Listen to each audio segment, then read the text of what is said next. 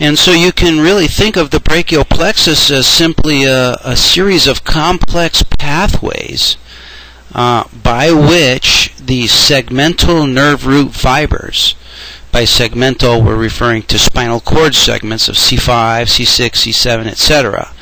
It's a way that those segmental nerve root fibers can get out into the periphery of the limbs, and in this case we're talking about the upper extremities.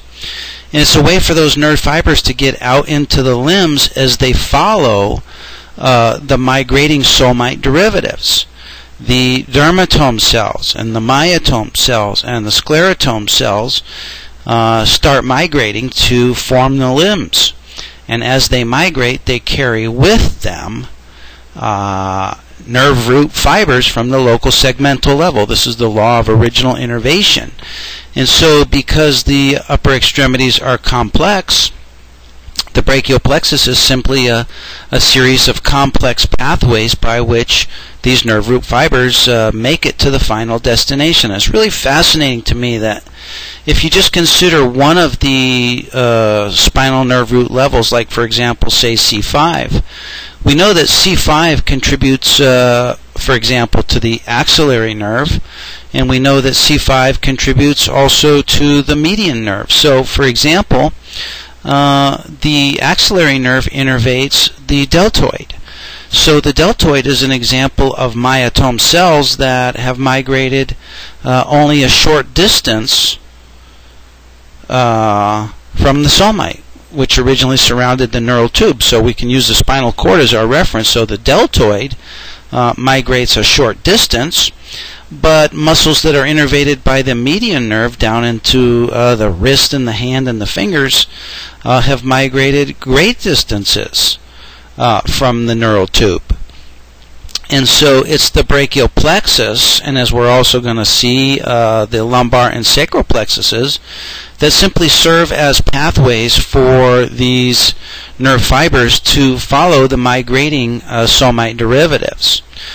Now, once we get down below the brachial plexus, below T1 and into T2, we see that anatomically, as the spinal cord descends down the spinal canal, the nerve roots descend greater and greater distances to reach their exit foramen. Now, in the cervical spine, the exit foramen is very near to where the spinal nerve root is formed from both the dorsal and ventral rootlets. But as we get down into the thoracic and certainly into the lumbar sacral spine, the nerve roots descend greater and greater distances, and even in the lumbar spine, these nerve roots have to travel many inches before they reach the exiting foramen, and we'll explain why that is here in a couple of minutes. So as we get down below T1 and into T2, we see that in the thoracic spine there are no plexuses. See, we have plexuses only above the thoracic spine and only below the thoracic spine. There are no plexuses in the thoracic spine because there are no limbs to innervate, and therefore there's no migration of the dermatome, myotome, or sclerotome. All of those original somite derivatives, dermatome, myotome, and sclerotome, all remain at the original segmental level, and they're all innervated by the intercostal nerves. The intercostal nerves are formed from the nerve roots of T1 through T11. And if you know that the dermatome of the thoracic spine, and you've seen those dermatome charts, and I have included one of those for you in this program, included with your handout materials, the dermatome remains at the original segmental level of the local spinal level. And so that makes the neurologic testing of the thoracic spine, at least as far as the sensory testing goes, makes that very simple. The dermatomes simply follow around through the course of the ribs, where they are innervated by sensory cutaneous branches of the intercostal nerves. And in your handout materials, I've given you a diagram of a typical set of intercostal nerves, two-level diagram of intercostal nerves, and similar to the cervical spinal nerve roots, the intercostal nerves are composed of a ventral root and a dorsal root. Those coalesce to give us the spinal nerve root, and we call these spinal nerve roots T1, T2, T3, all the way down to T11 and T12. And then, similar to the cervical spine, the spinal nerve root divides into a dorsal primary rami and an anterior primary rami, and the anterior primary rami simply courses around and in between each rib, and all along the way gives off cutaneous branches that innervate the dermatome regions in between the ribs. And interesting with the intercostal nerves is there's very little overlap between the ribs. Each rib level is innervated by a specific spinal segmental level. Now, interesting anatomy in the thoracic spine is that in addition to dorsal and ventral primary rami, we also have the sympathetic chain passing through the thoracic portion of the spinal cord, and we have both gray and white rami communicantes, and then the cervical chain ascending both superiorly and inferiorly off of these intercostal nerves. And recall that the sympathetic portion of the autonomic nervous system we term the thoraco-lumbar outflow, and so it's here in the thoracic spine that we see both gray and white rami communicantes contributing to the sympathetic ganglion. Now, as we get above the thoracic spine and as we get below the thoracic spine, we start to see an absence of white rami communicantes and only the presence of gray rami communicantes, and I'll describe the reason and explain the reason for that a little bit more here as we go. But in the thoracic spine, because this is where the motor fibers are contributing to the sympathetic ganglion up and down, we see both gray and white rami communicantes, and I'll describe a little bit more about that and the anatomy of the sympathetic ganglion as we get down into the lumbar spine. So these intercostal nerves are comprised of the nerve roots of T1 through T12, and then very quickly the anatomy down in the T12, L1, and L2 region changes very dramatically as the spinal cord quickly tapers off and terminates. Now, if you've ever read an MRI report of a lumbar spine study, you'll probably recall that the radiologist starts his MRI report with a description of some normal findings, one of which is that they'll usually state that the spinal cord ends normally at about the L1 to L2 region, and I can personally admit that I've read that hundreds of times, and I can tell you that I never really gave it much thought. And so let's think a little bit about that right now. The MRI report says that the lumbar spine, the spinal cord ends normally at the L1 to 2 level, L1 to L2 spinal level. So the reason that the spinal cord ends at the L1 to L2 level is because that the growth of the spinal column exceeds the growth of the spinal cord, such that the spinal column grows much faster and much longer than does the spinal cord. So by the time that the spinal column is fully mature, it's much longer than the spinal cord. And typically the spinal cord itself ends as what's called the conus medullaris, the terminal cone, generally ends at about the spinal segmental level, somewhere between about L1 and L2. And if you could take the spinal cord out of the spinal column and look at just the spinal cord stripped of its rootlets and spinal nerve roots, you would see that the spinal cord is a cylindrical structure that has two enlargements from cephalic to caudal. The first enlargement is called the cervical enlargement, and what the cervical enlargement is an enlargement of the spinal cord, the purpose of which is to accommodate the many extra millions, probably millions of additional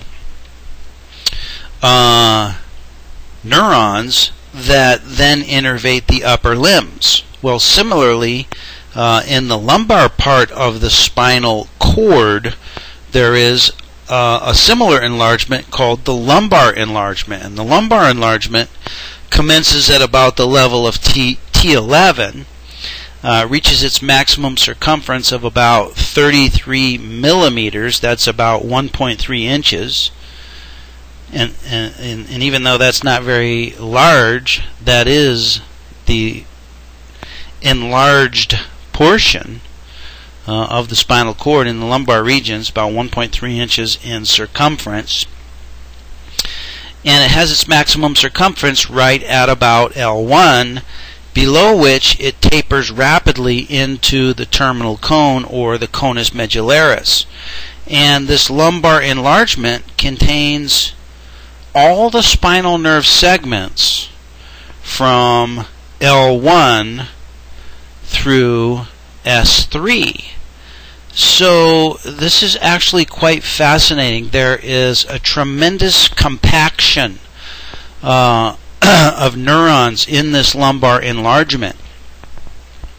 So much so that this small segment of the spinal cord contains all the neurons which innervate the entirety of the lower extremities, all the way down to your tippy toe, and all structures innervated even as high up as the L1 nerve root. And we call this distal end of the spinal cord, we call this the conus medullaris. And from the conus medullaris, all the spinal nerve roots then continue down the spinal column as the cauda equina. Now, the conus medullaris is the terminal end of the spinal cord.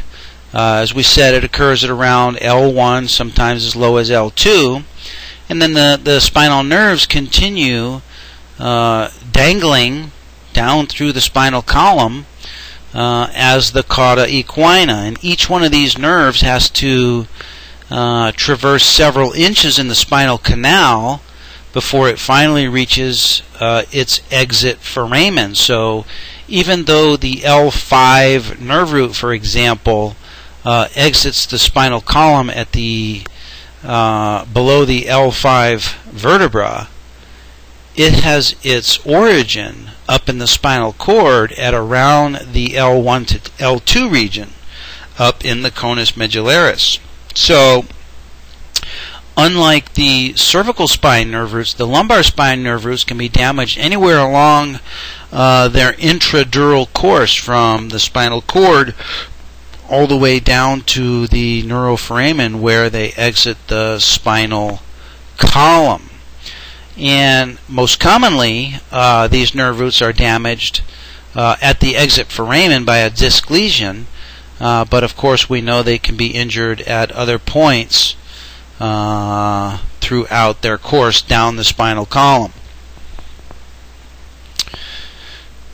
Those of you that have the handout notes or that have the PowerPoint presentation I want you to review the diagram here of the conus medullaris and the cauda equina that continues off of the conus medullaris. And note some interesting anatomy here that you may not have given much thought to up till now. Note that the spinal nerve roots dangle down, and there are many of them. That's why it's called a horse's tail. And essentially, all spinal nerve roots that dangle down are double in number because the dorsal and ventral roots dangle independently. The dorsal and ventral roots do not coalesce and are not joined in a common perineurium until immediately before the exiting foramen. And interestingly, unlike more superior spinal levels, say up in the thoracic and cervical spine, where the dorsal root ganglion resides within the spinal canal at the local segmental level. Here in the lumbar spine, the dorsal root ganglion of the afferent fibers is located within the spinal canal, but it's located at the spinal segmental level rather than at the spinal cord segmental level. So, just to rephrase that another way, if we're considering the L5 nerve roots, the L5 nerve roots come off of the conus medullaris, and both the sensory root, the dorsal root, and the motor root, which is the ventral root, both of those dangle independently. And the sensory root dangles down, and just immediately prior to its exit from the neuroforamen, or you might even say prior to its entrance, or you might say immediately after its entrance into the neuroforamen, that's where we find the dorsal root ganglion. So in this case, the dorsal root ganglion is located many, many inches away from the spinal cord. And then immediately prior to those nerve roots exiting the foramen, they then join into a single spinal nerve root, which then gives off the posterior primary ramus and an anterior primary ramus, and it's from the anterior primary ramus that we then get the lumbar and sacral plexuses. Additionally, recall that in the sacral spine, the sacral spinal nerves come off of the terminal cone at the conus medullaris. Like I said, there's a lot of activity, a lot of nerve roots coming off this small section of the spinal cord. And the sacral nerves, S2, S3, and S4, contain parasympathetic fibers. And let's just think about this a little bit. We said that at least in the thoracic spine, the sympathetic fibers, the autonomic efferent sympathetic fibers, have their cell bodies in the intermediolateral horn of the spinal cord. Not in the dorsal horn, not in the ventral horn, but it's in the intermediolateral horn. And those sympathetic fibers are found in the thoracic spine in the spinal cord level, T1 through approximately L1, L2. The sympathetic system is known as the thoracolumbar output. Well, so then we have a period where there's a section of the spinal cord from approximately L2 to approximately S2 where there are no sympathetic fibers arising out of this lateral horn of the spinal cord, but around sacral spinal level, sacral spinal cord level, S2, S3, S4, we see the reappearance of motor neurons emerging from an analogous area of the spinal cord, an analogous lateral or intermediolateral horn area of the sacral spinal cord. And those parasympathetic fibers like the sensory fibers of the dorsal root and the motor fibers of the ventral root. These sympathetic fibers travel down in the same root as the motor fibers contained within the ventral root and ventral roots. So interesting, there's a lot of activity taking place down at this lumbosacral spinal cord with sacral spinal nerve roots, the anterior roots, also containing parasympathetic fibers from sacral spinal cord levels S2, S3, and S4. And those of you that have the handout materials or that have the PowerPoint presentation will notice that we have a diagram here that shows the conus medullaris, and it shows the cauda equina draping down from the conus medullaris.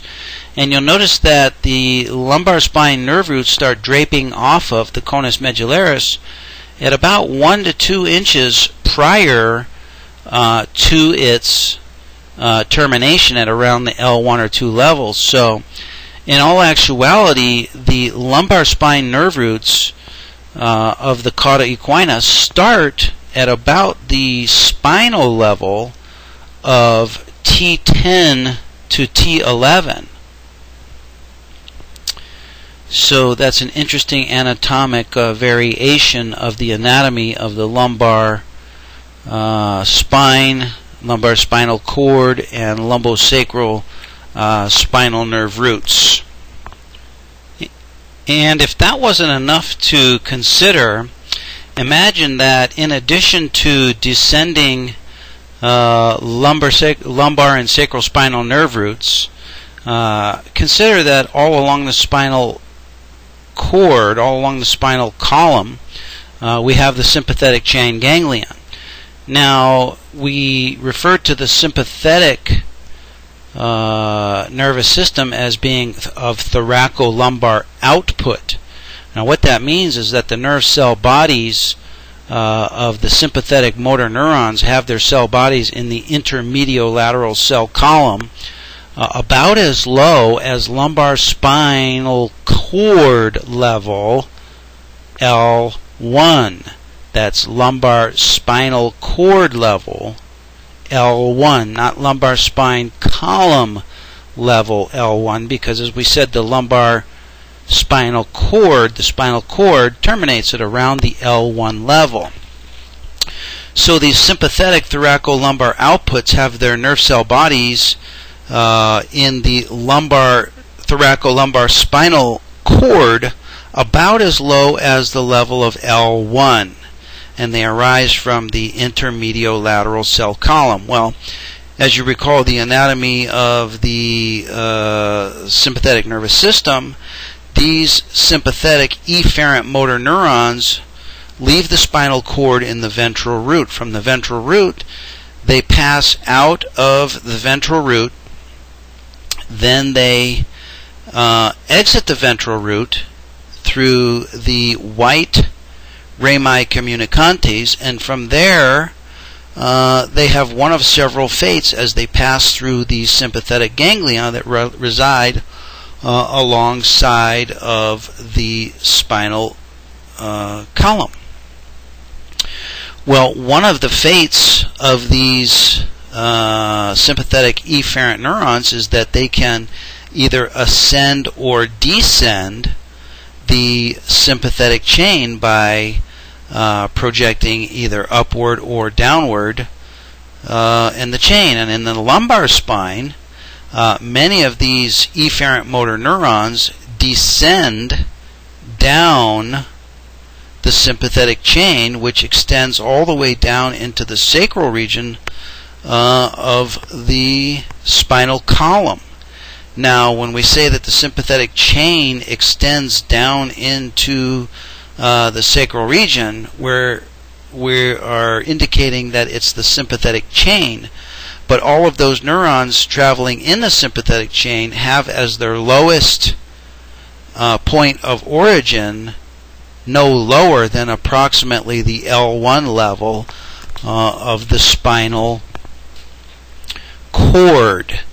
And so this is the way that these sympathetic motor neurons are able to innervate the structures of the lower extremity, which is the topic of this program. So like the parasympathetics, the sympathetics would innervate the somatic structures of the lower extremity, which would include blood vessels, which would include the glands, and which would include the erector pili muscles. So again, note that at the lumbosacral enlargement of the conus medullaris, there's a lot of activity going on. The gray matter here increases tremendously to accommodate the number of neurons needed to innervate the lower extremity structures. Here also at the lumbosacral enlargement, we have the least amount of white matter, because this is the part of the spine that has the least amount of ascending and descending tracts. And the intermediolateral cell column is present only from T1 to approximately L2, sometimes L3, and this is where the nerve cell bodies for autonomic efferent neurons reside. Then there's a short period where there is no lateral cell column, and then in the sacral spinal regions of S2, S3, and S4, we have an analogous region, an analogous intermediolateral cell column, which then gives us with parasympathetic preganglionic motor neurons. And then finally, before all these nerve roots of the cauda equina can then go on to innervate structures of the lower extremity, they dangle down the lumbar spinal column unattached, with the dorsal and ventral roots unattached. They eventually do attach and become conjoined in the same perineurium immediately prior to the exit of the nerve root from the corresponding section of the spinal column. And remember that in the cervical spine, the nerve roots leave the spinal column above the named vertebra. For example, the C1 nerve root leaves the spine above the C1 vertebra. In the lumbar spine, the nerve roots leave the spine below the corresponding vertebra. So in the lumbar spine, the L4 nerve root leaves the spinal column below the L4 vertebra. And at that point, it is then a conjoined spinal nerve root containing all four types of fibers: general somatic afferent and general somatic efferent, and then also general visceral efferent and general visceral afferent. And then once it leaves the neuroforamen, the nerve root then divides into a dorsal primary ramus and a ventral primary ramus, and it's from the ventral primary rami that we get both the lumbar and sacral plexuses.